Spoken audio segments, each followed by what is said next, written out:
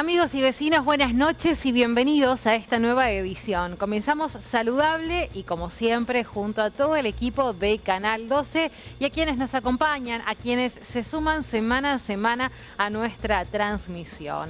Hoy una charla más que interesante con Patricio Blaya. Él es neurólogo. Hablamos de las consultas que hay por los deterioros de memoria y sobre todo en el marco de la pandemia y en el marco del mes de mayo, en el cual se conmemoró el Día Mundial del Asma. Una charla con el neumonólogo Luciano Bussi.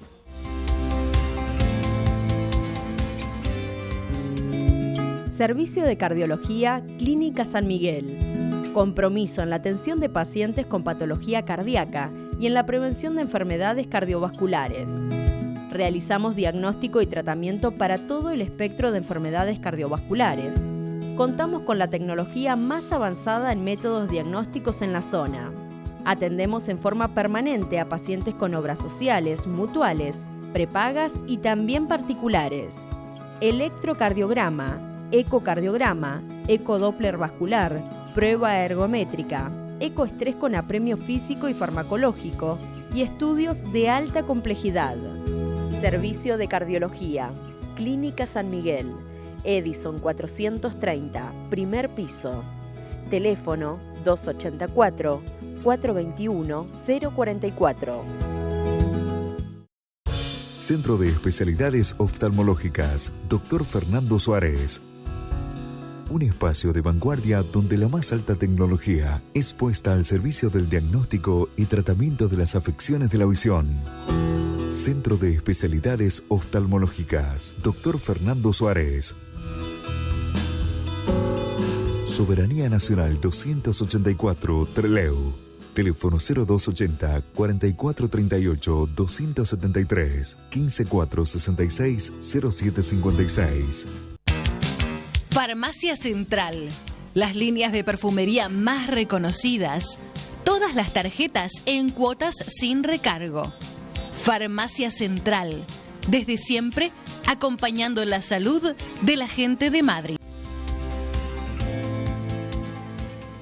Primer bloque en esta edición nos acercamos al consultorio del neurólogo Patricio Blaya. Es un tema que hemos abordado en Saludable, pero es necesario volver a plantearlo porque las consultas siguen, son recurrentes en relación a la falta de memoria, a los déficits de atención y la conexión que esta problemática tratable, prevenible, puede tener con el COVID. Bueno, nuevamente, Patricio, gracias por recibirnos y vamos a volver a una charla que tuvimos hace algún tiempo atrás porque es una consulta, nos decías, aún recurrente y tiene que ver con estos efectos de la pandemia, lo que fueron esos meses de encierro y cómo afectó nuestra memoria. Nuestra memoria, sí, la consulta del paciente donde nos manifiesta que tiene olvidos, que quizás ya no tiene la rapidez mental de siempre. La verdad que en estos últimos años ha elevado la incidencia, que encima viene a correlato de venir de 2 años de pandemia bastante estricta, con relaciones sociales bastante limitadas. Y bueno, y hace muy poquito se publicó un trabajo donde los pacientes que presentaron formas severas de COVID pueden llegar a desarrollar un deterioro de memoria compatible con un envejecimiento de 20 años. O sea, es un montón, claro. Entonces, bueno, en ese contexto es donde podemos empezar a llegar a ver pacientes que están consultando por la memoria. De cualquier forma, nosotros en neurología siempre, a grandes rasgos, tenemos 2 tipos de olvidos. Los olvidos que son con recuperación posterior de ese recuerdo y los olvidos sin recuperación.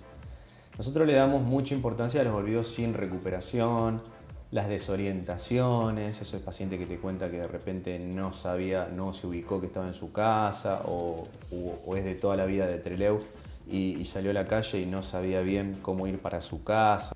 Eso son déficits atencionales. Hay muchas consultas de trastornos de memoria, pasa que la memoria es un conjunto de habilidades. Uno relaciona la memoria con lo aprendido. Cuando era chico, lo aprendido hace un ratito. Y esos son 2 tipos de memoria.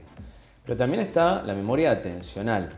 En esa memoria atencional tienen mucha función nuestros lóbulos frontales, que son los que están arriba de nuestros ojos. Los lóbulos frontales, además de generar que nosotros prestemos atención, le dan emoción a muchos actos. Entonces, es de esperar que un paciente que está estresado, ansioso, deprimido, digamos, todos sentimientos y emociones que transcurrieron mucho en estos años pandémicos, se relacione. Claro, entonces de repente, un paciente que está ansioso, deprimido o que no está durmiendo bien, que tiene insomnio, claramente ese lóbulo frontal va a estar descargando, va a estar activo y no vamos a poder consolidar los recuerdos como los estábamos consolidando antes. En este momento, los dos estamos prestándonos atención de lo que estamos conversando, pero si yo en vez de estar prestando atención a lo que te estoy contando a ti, estoy pensando en lo que yo tengo que hacer cuando salgo de acá, que por ahí llego tarde a otro, y al contenido de la conversación no tengo el 100% de mi atención. Entonces probablemente vos me preguntás mañana de qué hablamos y yo algunas cosas, claro, me las olvido. O te repregunto algo y me Exactamente. Entonces, te perdés. A eso, a un paciente le genera angustia porque dice, ¿qué me está pasando? ¿Qué me está pasando? Y en realidad hay una falta de atención. Y está muy de la mano con lo que se conoce como tarea multitarget. La tarea multitarget es la famosa yo hago el trabajo de 4 o estoy haciendo 5 cosas a la vez. Bueno, nosotros acá desde el consultorio, cuando vienen los pacientes, además de pedirle una imagen de cerebro, un laboratorio para evaluar hormonas y demás, para pedirle un test de memoria donde se hace algo que se llama escala de Beck para ver si está depresivo, ansioso, tiene insomnio ese paciente. Insistimos, y cuanto más edad tengan, en que tratemos de hacer de a una cosa por vez. Si vos te fijás, mucha de la tecnología actual tiene modos de concentración. La computadora, el celular, si vos estás leyendo, por ejemplo, un libro o algo en la computadora, te dice si querés activar el modo de concentración. ¿Qué es el modo de concentración? Sacar los distractores. Te desconecta del Wi-Fi, te desconecta de las notificaciones y demás. Porque nuestra memoria y nuestra atención está todo el tiempo siendo bombardeada por distractores externos. Entonces, si estamos cocinando, estamos cocinando. Si de repente nos llaman por teléfono, sobre todo a pacientes añosos, te estoy hablando de pacientes de más de 65 años. Apagamos las hornallas, contestamos tranquilo el teléfono. Ahí entre líneas me estás hablando de un potencial riesgo también, ¿no? Claramente, porque todas estas situaciones cuando suceden ocasionan angustia. O sea, te vienen a ver pacientes añosos que por ahí viven solos y de repente tuvieron un mini incendio en su casa, entonces los hijos que quizás no viven con ellos se preocupan, dejó el gas abierto. No, en realidad lo que hizo fue, estaba haciendo una tarea concentrada, un cerebro de 65 años, 70 años, 75 años, que actualmente en neurología no se consideran pacientes añosos, pacientes de 65 años, pacientes relativamente jóvenes. Y de repente tiene un distractor y se olvidó de lo que estaba haciendo. Y si encima estaba pensando en algún otro problema, ya está. Entonces me parece que eso es lo interesante de lo que hoy era un poquito el motivo de la charla. No tanto relacionar siempre, tengo un déficit de atención o tengo un trastorno de memoria con estoy desarrollando una enfermedad de Alzheimer. Claro. O sea, no, una enfermedad de Alzheimer es otra cosa, es otra situación. Es importante hablarlo porque ante los síntomas supongo que también se juega el temor. Claramente. Y hasta que se llega a la consulta en muchos casos puede pasar un tiempo y todos vamos a Google y leemos y no tenemos ni idea cómo decodificarlo. Y no, pero aparte, Google se maneja con algoritmos de inteligencia artificial y si uno pone olvidos, lo primero que nos va a aparecer es enfermedad de Alzheimer. Claro. Eso es claro. Pero los deterioros cognitivos, o sea, los deterioros de memoria, pueden ser leves, moderados, severos, a medida que va empeorando el paciente, y no necesariamente sea una enfermedad de Alzheimer. La enfermedad de Alzheimer es un tipo de alteración de la memoria y de otras funciones vitales. Hay muchísimas demencias. Y después tenemos el grado de demencia, que demencia es cuando ese paciente que venía con deterioro cognitivo ya no puede cumplir con sus actividades de la vida diaria. Vestirse solo, vivir solo, comer solo, manejar dinero. Ahí recién. Y hay que ser muy cuidadosos cuando uno dice demencia, porque al paciente deja de tener un montón de derechos. Un paciente con demencia no vota, un paciente con demencia no puede hacer uso de su capital, vender o comprar cosas, digamos, está limitado en un montón de situaciones. Entonces, me parece que lo importante acá, si uno tiene que dar un corolario, es en épocas de crisis no se toman decisiones. Ese es un viejo axioma de la psicología. ¿Y si vivimos en crisis? Claro, ese es el tema.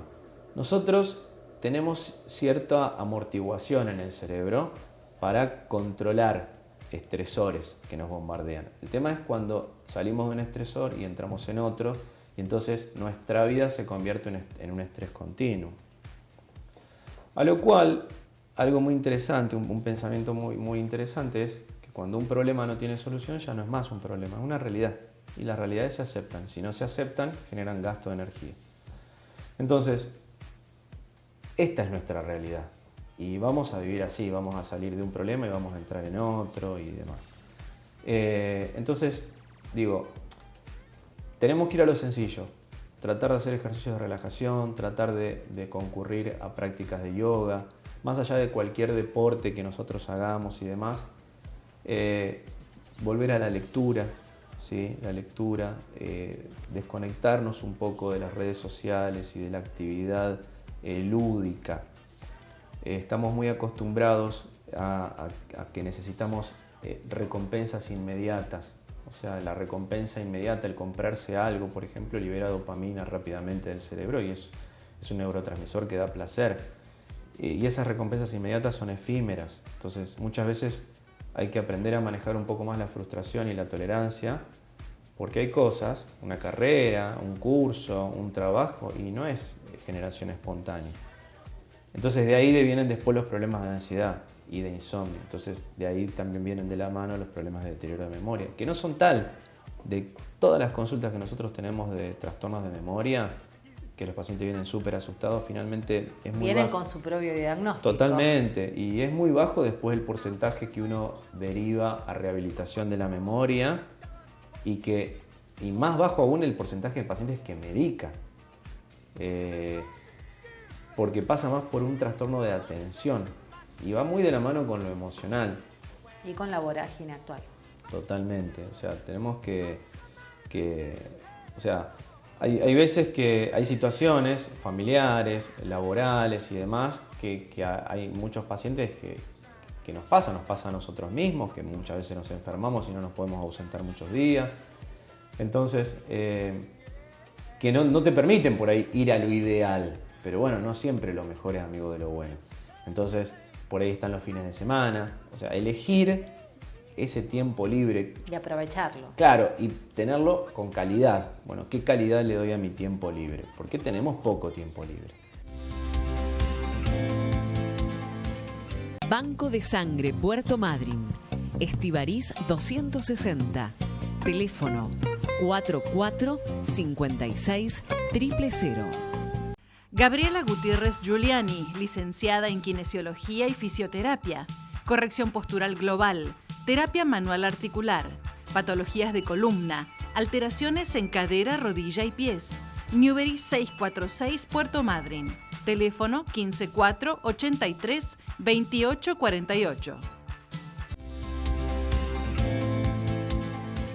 Segundo bloque y vamos a compartir la palabra de Luciano Bussi, él es neumonólogo. Hablamos del asma, sobre todo el asma en los más chiquitos, en el sector pediátrico. El pasado 3 de mayo se conmemoró justamente el día de esta enfermedad.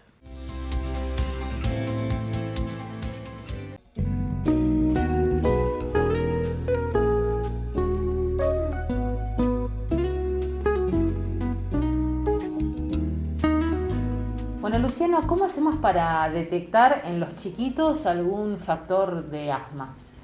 Normalmente son síntomas, los primeros que suelen aparecer son de dos formas de presentación. Uno, un paciente que hace broncoespasmos o bronquiolitis a repetición o bronquitis a repetición. Eso generalmente lo ve el pediatra y suele derivar al neumonólogo o tratar. Y la otra forma de presentación, que son síntomas más leves, que son durante el sueño o durante el ejercicio. Durante el ejercicio es tos o falta de aire al correr y falta de capacidad de rendimiento del paciente, sobre todo si aparece así en días bien claros. o asociados a resfríos, cuando el paciente se queda sin aire haciendo ejercicio, y durmiendo lo mismo, tiene tos o falta de aire que empeora mucho a la noche y a la madrugada. Cualquiera de esas dos formas de presentación, con broncoespasmo o con síntomas durante el sueño del ejercicio, deben alertar al pediatra y al resto de los médicos a pensar en asma, que se termina generalmente confirmando no solo por síntomas, sino también hacer una radiografía, no para detectar asma, sino para descartar otras cosas, y una espirometría que terminan también confirmando la enfermedad. ¿Se puede detectar asma en los bebés? En realidad, asma se define, hasta los 3 años se le suele llamar lactante sibilante. Es un paciente que tiene broncoespasmo. ¿Por qué? Porque cerca del 80% de los bebés que hacen broncoespasmo y sibilancia no son asmáticos. Hacia los 3-4 años ya más de la mitad suelen ser asmáticos y ahí sí uno puede definir con más seguridad que sea asmático.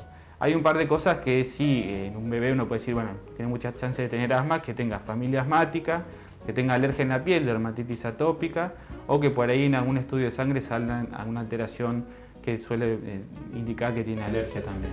¿Esto del factor hereditario es un porcentaje importante para un diagnóstico? Sí, normalmente tienen más del doble de chances si tienen no solo padres, sino que a veces se saltea, generaciones tienen abuelos asmáticos y padres no asmáticos, eso pasa mucho también, o tíos. En ese caso el paciente tiene más chances, no es lo único que hay que fijarse, pero sí tiene más chances. Explicándolo de manera didáctica, Luciano, como para que todos lo entendamos, en nuestros bronquios y demás, ¿en qué consiste el asma? ¿Qué es lo que está fallando, que nos genera? El asma es la inflamación crónica, digamos, durante mucho tiempo, generalmente no menos de varios meses al año, de los tubitos que están adentro del pulmón que llevan el aire. Eso hace que cuando pasa cierto punto de inflamación no deja pasar el aire. Ese que no deja pasar el aire produce los síntomas de falta de aire, de ruidos como sibilancias y sobre todo empeorar el correr, que es cuando uno exige más al cuerpo, y aunque la gente por ahí no piensa, cuando uno duerme baja mucho el estímulo respiratorio y también es una exigencia para el pulmón. Entonces ahí suelen aparecer los síntomas. Esa inflamación crónica generalmente es alérgica en los bronquios y por suerte responde muy bien al tratamiento. De hecho hay grandes deportistas como Dave Beckham y otros que son asmáticos y han llegado a deportes olímpicos con un buen tratamiento. ¿Con los PAF? Con los PAF, sí, ahora hay un montón de medicaciones, pero es una enfermedad no curable, pero tratable con vida totalmente normal. O sea, se le puede garantizar al paciente una excelente calidad de vida. Sí, claramente, digamos, es más, cuando un paciente asmático con máximo tratamiento no anda bien, hay que buscar otra enfermedad. Ah, mira. ¿Y está relacionado con alguna otra problemática particular? No, hay un grupito chiquitito de enfermedades mucho menos frecuentes que el asma, que dan los mismos síntomas, fibrosis quística, disquinesia ciliar, que son muy raras, pero bueno, uno debe sospecharla de los mismos síntomas de un paciente que no responde bien al tratamiento, porque el asma característicamente responde bien al tratamiento. ¿Y qué pasa con las condiciones climáticas de la Patagonia para el asma? ¿Son favorables, no son favorables? También hay regionalismos, ¿no?, para evaluar. Sí, bueno, justo ahora que viene el Día del Medio Ambiente, que es el sábado, damos una charla. Uno de los puntos es cambio climático y alteraciones climáticas, y tanto para rinitis como para asma los extremos de humedad y de temperatura son malos. Hacen que sobre todo se estudian internaciones, que es lo más fácil de estudiar cuando cambia el clima, mucho calor o mucho frío, o mucha humedad o muy poca humedad, aparecen más internaciones por asma y más síntomas de rinitis alérgica también. Bueno, datos a tener en cuenta. Luciano, como siempre, gracias por recibirnos. No, gracias a ustedes.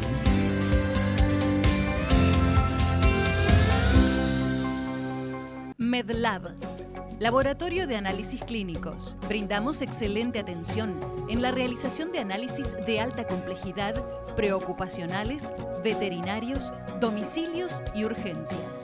Mitre 632. Teléfono 445-2611. Servicio de Cardiología Clínica San Miguel. Compromiso en la atención de pacientes con patología cardíaca y en la prevención de enfermedades cardiovasculares. Realizamos diagnóstico y tratamiento para todo el espectro de enfermedades cardiovasculares. Contamos con la tecnología más avanzada en métodos diagnósticos en la zona. Atendemos en forma permanente a pacientes con obras sociales, mutuales, prepagas y también particulares. Electrocardiograma, ecocardiograma, ecodoppler vascular, prueba ergométrica, ecoestrés con apremio físico y farmacológico y estudios de alta complejidad.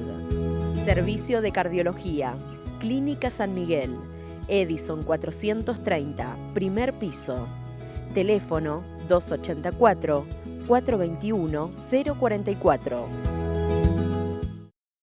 Centro de Especialidades Oftalmológicas, Dr. Fernando Suárez. Un espacio de vanguardia donde la más alta tecnología es puesta al servicio del diagnóstico y tratamiento de las afecciones de la visión.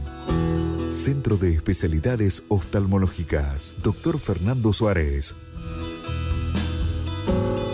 Soberanía Nacional 284, Trelew. Teléfono 0280 4438 273 15466 0756. Volvemos al consultorio de Patricio Blaya para seguir conociendo detalles de cómo se trabaja y cómo se aborda a los pacientes cuando llegan con consultas por déficit de atención, por falta de memoria. La palabra del especialista. Muchos profesionales hablan cada vez más de esta vuelta a bajar un cambio, a desconectar, a meditar, a aprender a respirar, aunque parezca algo muy tonto, pero hay que aprender a respirar. Cuando vos le recomendás a los pacientes, ¿hay reticencias o van abriendo el espectro de que, bueno? Mira, es una excelente pregunta y yo ejerzo en Trelew desde el 2014. Te podría decir que desde el 2014 hasta la fecha y hubo cambios en los pacientes, porque claro, fuimos cambiando también de generaciones de pacientes. Claro. El paciente cuando va al médico, sobre todo a una subespecialidad como es la nuestra, como que espera salir de acá medicado, no con una indicación de ir a yoga. Pero paralelamente a eso, por eso mismo a veces se termina sobremedicando a pacientes. O sea, yo prefiero invertir un poco más de minutos explicándole al paciente justamente todas estas cosas y no darle una medicación que no la necesita. Ese aprender a respirar, los ejercicios de meditación, el tipo de alimentación que tenemos que tratar de una alimentación que sea mediterránea, variada, con frutas, con verduras, con baja cantidad de harinas blancas, tratar de evitar las frituras. Evitar en lo posible el consumo de tabaco, de sustancias tóxicas y demás, drogas legales o ilegales. El clonazepam, o sea, drogas legales que uno las ve como, por ejemplo, una medicación para dormir. El clonazepam tiene un uso que es... Sí, o estoy pasada de rosca, le pido a mi tío un cuartito de claramente, clona y listo. El clonazepam, el alprazolam, el bromazepam tienen indicaciones que son muy claras. O sea, el comer carne, ¿es bueno o es malo? Y no sé, depende de la cantidad de carne que comamos. ¿Tomar agua es bueno o es malo? No, es buenísimo, 2-3 litros por día. Si tomamos 8 y nos vamos a morir. Y si no tomamos también. Entonces me parece que... bajar los extremos, ¿no? Claramente, estamos en un proceso ahora que o nos vamos absolutamente al misticismo o nos quedamos absolutamente con lo farmacológico puro. Parece que hay que combinar un poco las situaciones. O sea, sería muy obtuso de mi parte creer que solamente con una medicación yo curo o trato y que un paciente piense que si tiene migraña o si tiene un deterioro de memoria solamente tomando una pastilla con eso se va a curar. No, es cambiar todo un circuito vital que hizo que nosotros terminemos así. Entonces hay que analizar desde relaciones tóxicas, desde amistades que por ahí no son las indicadas. Entonces, hay veces que nuestra consulta neurológica a veces excede simplemente al cuénteme qué problema tiene y lo medico. No, porque estamos pasando por momentos en los cuales la humanidad no estaba acostumbrada a esto que sucedió. Y esto requiere el compromiso del abordaje integral, de uno con su metro cuadrado, de los profesionales con los colegas. Totalmente. Se reduce todo a una palabra que es clave, que es empatía. La palabra de la pandemia, me parece. La palabra de la pandemia, o sea, la ausencia de empatía genera problemas que son evitables. Si todos fuésemos un poquito más empáticos, habría mejores médicos menos estresados, existirían mejores pacientes, porque ser paciente, por eso la palabra se llama paciente, o sea, ser paciente no es esperar media hora en la sala de espera. Ser paciente es cumplir ese contrato implícito que tenemos en el cual el paciente me confía a mí su salud y yo le explico que voy a hacer todo lo que esté a mi alcance para que esté mejor. Yo no puedo prometer fines, pero puedo prometer medios. Entonces, Ahora, si el paciente viene a consulta y después no hace nada de lo que yo le digo, bueno, no es un buen paciente. Entonces, creo que también pasa por eso, en darle menos autoridad a ciertos organismos electrónicos como Google, que es recontra útil, o sea, ha cambiado la historia de la humanidad, bien utilizado. Claro. Y darle un poco más de importancia a esas indicaciones simples. Yo todo el tiempo estoy haciendo analogías en la consulta porque me parece que es una forma práctica de explicar. Y siempre lo del agua es el mejor ejemplo. ¿El agua es mala o es buena? Y depende de cuánta agua sea. 2 o 3 litros es buenísima. Mucho es malo, poco también. Ya plantear la pregunta desde ese antagonismo ya es partir de un error, ¿no? Y claramente, que a esta altura del siglo XXI tengamos el concepto de que ir al psicólogo es para locos. No. O sea, me parece que tenemos que replantearnos ciertas preguntas. Dicen eso, de que creíamos que teníamos todas las respuestas y de repente cambiaron las preguntas. Entonces, creo que tenemos que replantearnos ciertas cosas. Los pilares hoy, casi todas las especialidades tienen que trabajar de la mano con psicólogos y con psiquiatras. Y los psicólogos y los psiquiatras también tienen que saber que la función esa de empatía es muy importante, no es solo medicar al paciente. Sí, y es un trabajo integral. Es un trabajo integral, claramente, porque un paciente que no se acuerda de las cosas y es un paciente joven y que está ansioso y que está deprimido, el paciente está sufriendo. Por más que no tenga nada físicamente, está sufriendo.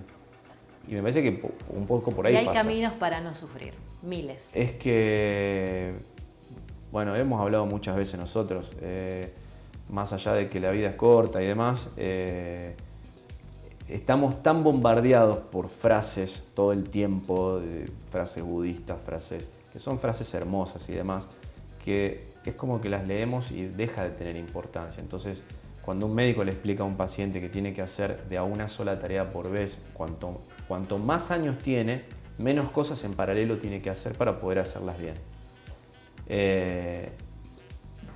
A veces suena como a un discurso vacío, como a una indicación que hasta no es médica. No, y sí tiene un fundamento.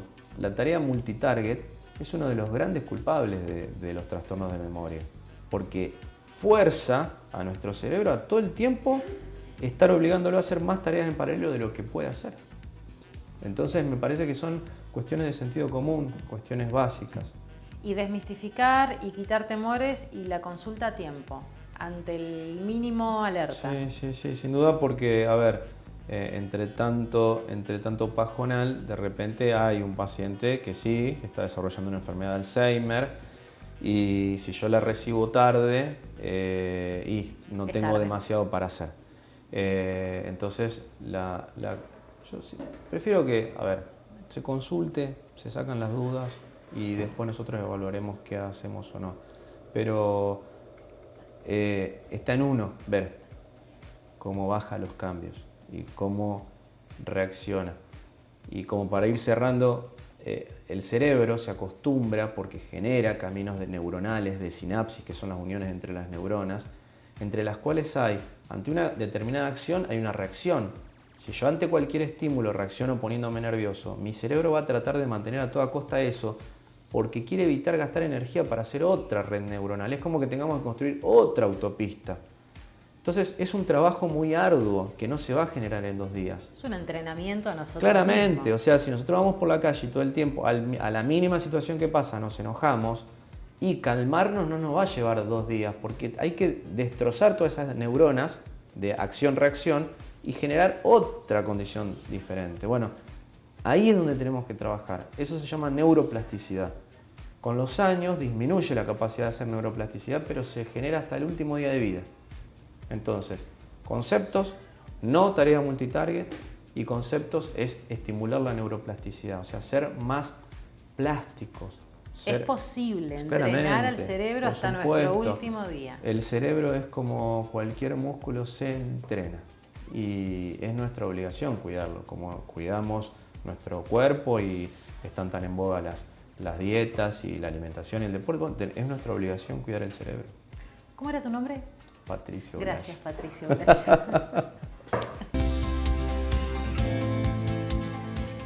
Llegamos al cierre de esta edición de Saludable, como siempre junto a todo el equipo y con muchos que nos acompañan y se suman a cada uno de nuestros programas. En las redes sociales pueden volver a ver Saludable y toda la información en www.canal12web.com.